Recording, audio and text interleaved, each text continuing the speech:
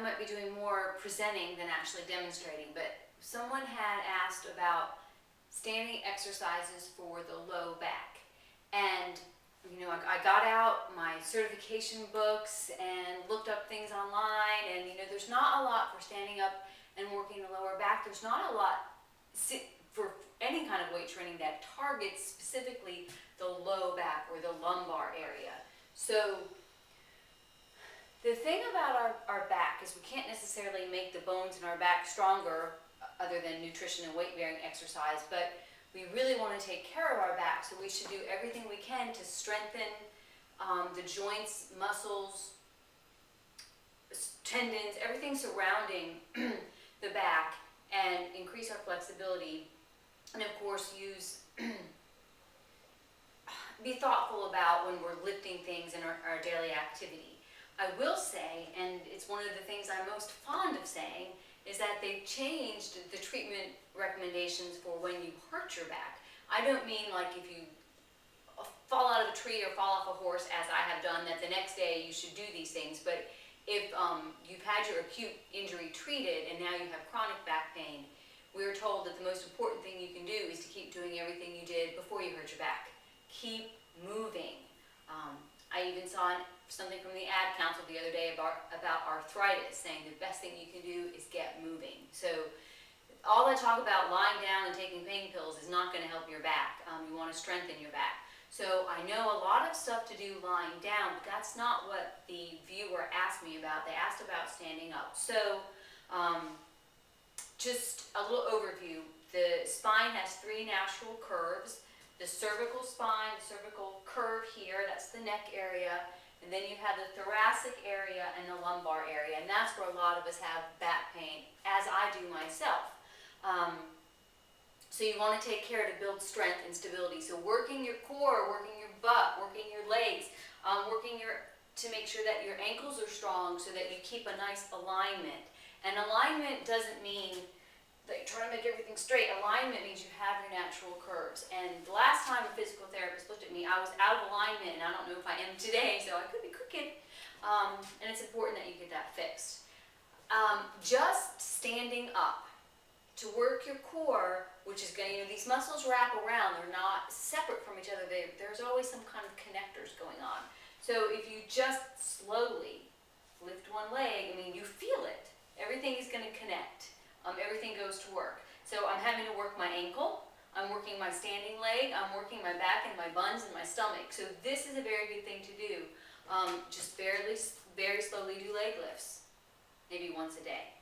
If you haven't done any of these exercises, talk to your doctor, sports medicine doctor, get a handout before you just dive in and learn about how to do these things safely. So this is a perfect one. It's not hard, you don't need any equipment, and you do it slow. It's the same one I've shown you on the big stability ball. Lying down, I often do small pelvic tilts. I don't mean the big bridge, which is also recommended, but just the little presses. So you could do that standing up. If your feet were like shoulder width apart and you just tilted your pelvis forward, you'll feel it catch there. So you could do, say, 20 of those, 20 reps, 3 sets, and that would work there. I often do an exercise that I saw in Runner's World, and I think I've shown you before, where you hold your core steady and you reach forward while one leg comes up. So this is also making all of this work. My favorite handout is back exercises for a healthy back, your 15-minute workout. A lot of the stuff is on the floor, and I looked it up to see if I could find a link so that I could post it on the video, and I found where a company called Stay Well works with an education program called Cranes, and you could buy one of their brochures for I think $2. But it's a really great program. It was given to me by a physical therapist 3 or 4 years ago. And it didn't look like this online. It was a colorful brochure. But in here, they talk about sliding down a wall and not pressing your back straight, but allowing yourself to have a natural curve. Slide down the wall, lean towards the wall, have your feet about as wide as your hips and facing front. Scoot down until I would have my feet out a little bit further. Scoot down until you're comfortable and just hold this for a few seconds. And then slide back up. It doesn't work very well when you're wearing what I'm wearing because I'm kind of stuck. So you would have your back there and slide down more naturally like that, and then just hold this. You can also do that one with the big stability ball. So taking care of your back is the most important thing. Sitting as little as possible because it's harder on your back when you sit than when you stand. Trying to think. Just overall, you need to maintain a good weight because being overweight puts a strain on your back.